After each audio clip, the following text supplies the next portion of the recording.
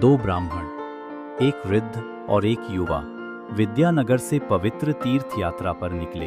युवा ब्राह्मण, जिसका नाम माधव था, प्रेम और विनम्रता से वृद्ध ब्राह्मण वेंकट भट्ट की सेवा करता हुआ उन्हें भारत के अनेक पावन स्थलों पर ले गया। वे साथ साथ गया, काशी और प्रयाग पहुँचे। अंततः उनकी यात्रा उन्हें वृंदावन धाम तक ले आई, वह दिव्य भूमि जहाँ श्री कृष्ण अपनी नित्य लीलाएं प्रकट करते हैं।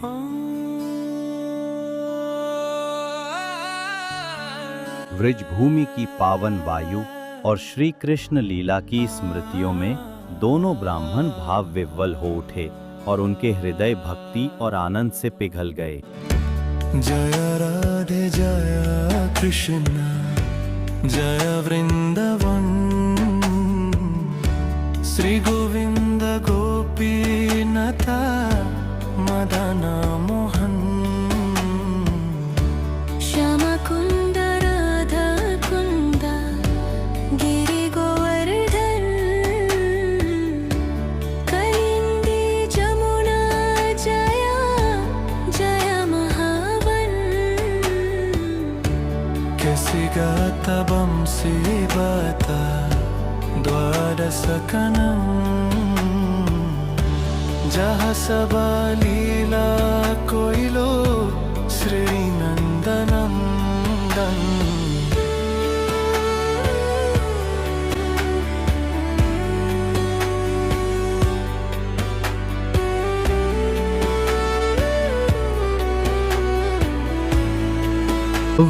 आज तुमने कितना स्वादिष्ट प्रसाद की व्यवस्था की है। यदि आप प्रसन्न हैं तो निश्चय ही श्री कृष्ण भी प्रसन्न होंगे।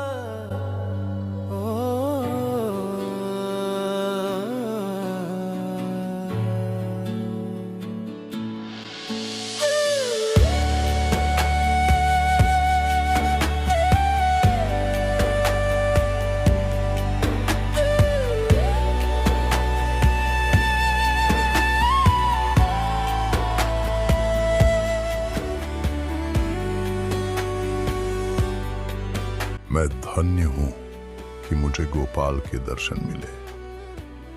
जब हम साक्षात विजेंद्र नंदन के सामने खड़े हों और उनकी कृपा दृष्टि हम पर पड़े, तो इससे अधिक शुभ क्या हो सकता है। हाँ माधव, मैं तुम्हारा हृदय से आभारी हूं कि तुम मुझे यहाँ लाए। ये अवसर मेरे लिए संसार से भी अधिक मूल्यवान है। ओह, कृपया मुझे श्रेय न दें। आपका यहाँ आना तो गोपाल की इच्छा थी। उनकी अनुमति के बिना तो कोई वृंदावन में प्रवेश भी नहीं कर सकता।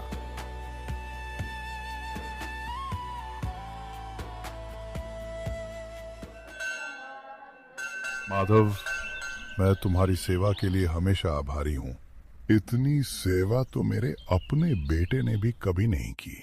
मुझे लगता है कि बदले में कुछ देना चाहिए। अगर कुछ न लौटाया तो मुझे बुरा लगेगा। आदरणीय ब्राह्मण देव, मैं यह सेवा केवल श्री कृष्ण की संतुष्टि हेतु करता हूँ। ब्राह्मणों की सेवा श्री कृष्ण को अत्यंत प्रिय है। वही मेरे लिए परम पुरस्कार है। तो ये स्वीकार कीजिए। माधव, कृपया मेरे दामाद बन जाइए। मैं अपनी बेटी का विवाह आपसे करना चाहता हूँ। आदरणीय ब्राह्मण देव, ये मेरे लिए अत्यंत सम्मान की बात है, किंतु क्षमा करें, मैं इस प्रस्ताव को स्वीकार नहीं कर सकता। कृपया इसे स्वीकार करें। इसे मेरी हृदय से की गई कृतज्ञता समझिए। लेकिन आपके परिवार का क्या? क्या आपके बेटे, पत्नी और रिश्तेदार मानेंगे? मैं गरीब हूं और आप एक बड़े अमीर और विद्वान परिवार से हैं। शायद वे इसे कभी स्वीकार न करें। कृपया जल्दी में कोई वादा न करें। वे स्वीकार करेंगे। मेरी बेटी मेरी जिम्मेदारी है और निर्णय करने का अधिकार मेरा है। चिंता मत करो। मुझसे एक विनती है। कृपया ये वचन श्री गोपाल जी के समक्ष दीजिए। हमारे इस संकल्प के साक्षी स्वयं भगवान हों। हाँ बिल्कुल, मुझे ये करते हुए खुशी होगी। हे गोपाल, मैं इस युवा ब्राह्मण माधव की सेवा से अत्यंत प्रसन्न हूँ। मैं अपनी पुत्री का हाथ इसे सौंपता हूँ। हे भगवान, कृपया मेरी इस प्रतिज्ञा के साक्षी बनिए। हे गोपाल, इस ब्राह्मण की बेटी से मेरा विवाह हो या ना हो, इससे मुझे कोई फर्क नहीं पड़ता। लेकिन मुझे इस बात की चिंता है कि वृंदावन जैसे पवित्र धाम में ये ब्राह्मण झूठ ना बोले और अपने धर्म से ना गिरे। इसी कारण मैंने उनसे निवेदन किया कि वे आपके समक्ष ये वचन लें। हे मेरे प्रभु, अगर उनके धर्म की रक्षा के लिए जरूरत पड़ी तो कृपया आप ही उनके वचन के साक्षी बन जाइए।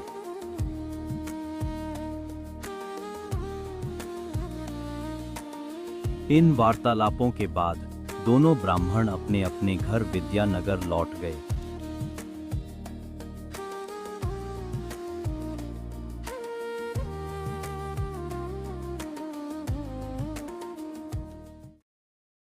माधव की बात सच निकली। वेंकट भट्ट के परिवार वाले उनके वचन से सहमत नहीं थे। मैंने ये वचन भगवान गोपाल के सामने दिया था, इसलिए मुझे अपनी पुत्री उन्हें देना ही होगा। पिताजी, यदि आप मेरी बहन को उसके हाथ दे देंगे तो हमारे कुल का मान सम्मान नष्ट हो जाएगा। यदि आप ऐसा करेंगे तो मैं विष पी लूंगी। अगर मैं न दूं तो माधव गोपाल को साक्षी बुलाएंगे, फिर वो मेरी बेटी को बलपूर्वक ले जाएंगे और तब मेरे धर्म का कोई मतलब नहीं रहेगा। गोपाल तो बहुत दूर है, उसकी चिंता मत करो। बस इतना कह देना, मुझे ऐसा कोई वचन याद नहीं, बाकी सब मैं संभाल लूंगा।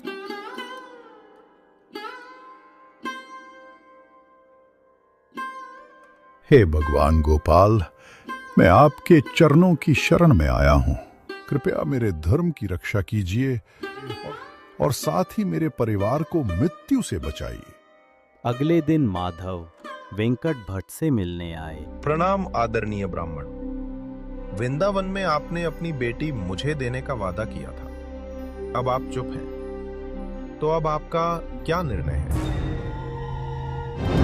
डंडा दो मुझे। अरे नीच, तू मेरी बहन से विवाह चाहता है? पौना चांद पकड़ना चाहता है क्या? मैंने ये सभा इसलिए बुलाई है क्योंकि इस आदरणीय ब्राह्मण ने मुझे अपनी पुत्री देने का वचन दिया था, परंतु अब ये अपने वचन से मुकर रहे हैं। क्या ये सत्य है वेंकट भट्ट जी?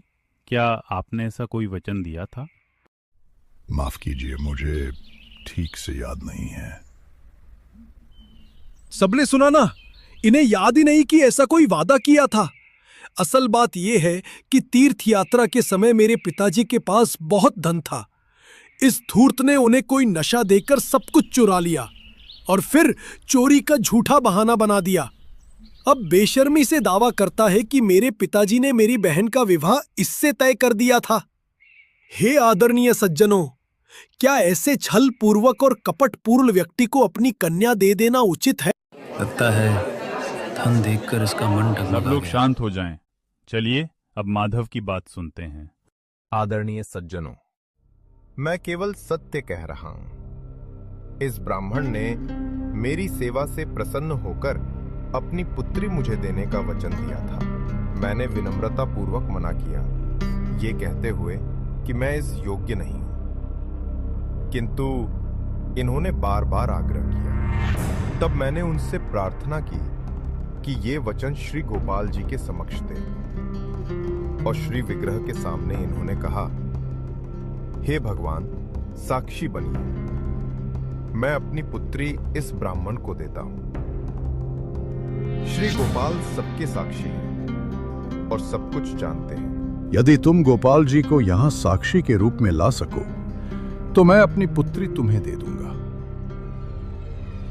मैं वृंदावन से स्वयं श्री गोपाल को साक्षी रूप में लाने के लिए तैयार हूं, पर सच्चाई से कहिए, क्या तब भी आपका परिवार उसे स्वीकार करेगा? ये माधव तो मूर्ख है, खुद ही अपने जाल में फंस गया। भला एक पत्थर की मूर्ति वृंदावन से चलकर यहाँ कैसे आ सकती है? उसे सच में लगता है कि वो मूर्ति ही स्वयं श्री कृष्ण है। जो मेरे पिता की बात सुन रहे थे।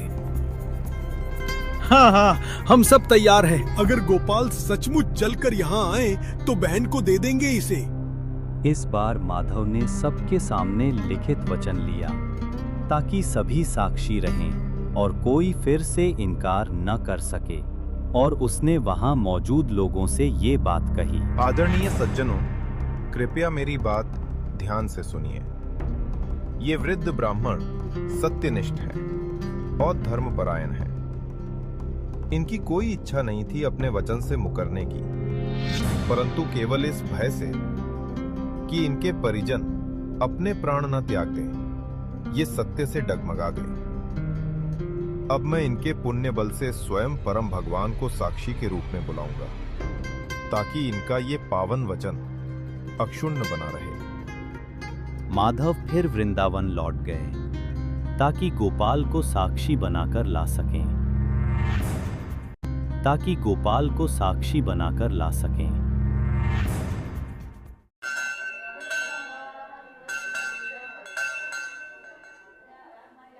हे भगवान, कृपया मेरे साथ साक्षी रूप में चलिए, ताकि हम दोनों ब्राह्मणों के धर्म की रक्षा हो सके। यदि आप नहीं गए तो वेंकट भट्ट जी को आपके समक्ष किया गया वचन तोड़ना पड़ेगा। हे सत्य के रक्षक, मैं अयोग्य हूं, फिर भी अपने भक्त के लिए मेरी ये प्रार्थना कृपया स्वीकार कीजिए।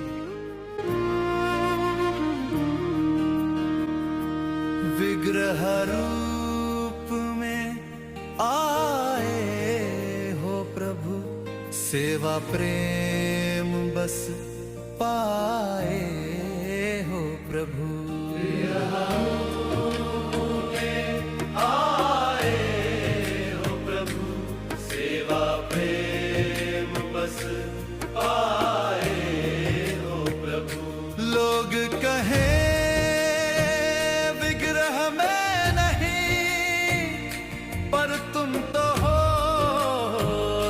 कण में यही, जब नभ जल वायु में व्यापे, तो विग्रह रूप में क्यों ना पे। शास्त्रों से माने रूप तुम्हारा, न कोई कल्पना न ब्रह्म हमारा। शास्त्रों से माने रूप तुम्हारा, न कोई कल्पना न ब्रह्म हमारा।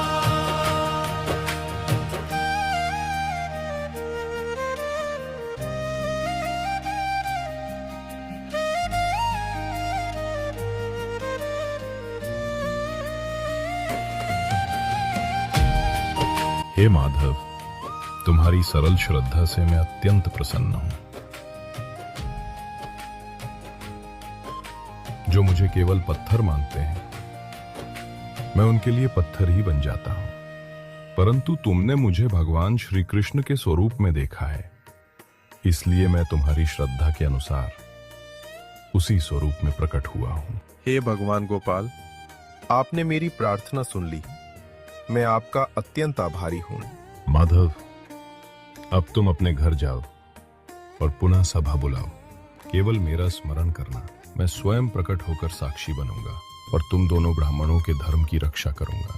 हे भगवान, यदि आप 4 भुजाओं वाले विष्णु रूप में भी प्रकट हों, तब भी वे विश्वास नहीं करेंगे। परंतु यदि आप गोपाल के रूप में जाकर अपने सुंदर मुख से स्वयं बोलेंगे, तब वे आपकी साक्षी को स्वीकार करेंगे। परंतु माधव, मैंने आज तक नहीं सुना कि कोई विग्रह एक स्थान से दूसरे स्थान तक चलता हो। हे गोपाल, जब आप मुझसे बोल सकते हैं तो मेरे साथ चल भी सकते हैं। आपके लिए कुछ भी असंभव नहीं है, क्योंकि आप स्वयं भगवान हैं। माधव, तुम्हारे प्रेम और श्रद्धा से तुमने एक बार फिर मुझे जीत लिया है। मैं तुम्हारे साथ विद्यानगर चलूंगा। हे गोपाल, बहुत बहुत धन्यवाद। पर मेरी एक शर्त है। जो कुछ भी आप कहेंगे प्रभु, मैं उसी का पालन करूंगा। पीछे मुड़कर तुम मुझे नहीं देखोगे। जैसे ही देखोगे मैं वहीं ठहर जाऊंगा। मैं तुम्हारे पीछे चल रहा हूं, ये पायल की आवाज से जान लेना। रोज 1 किलो चावल भेंट करो, मैं खाकर तुम्हारे पीछे चलता रहूंगा। जैसा आप कहेंगे हे गोपाल।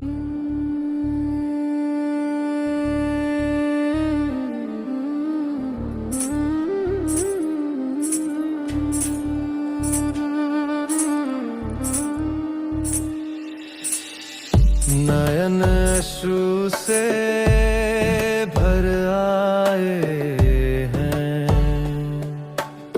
सोच के तुम संग आए हैं। कोई योग्यता नहीं है मेरी, तुम पत्थर नहीं भक्त प्रिय गिरिधारी। गोपाल गोपाल साक्षी गोपाल, गोविंद दामोदर माधव गोपाल।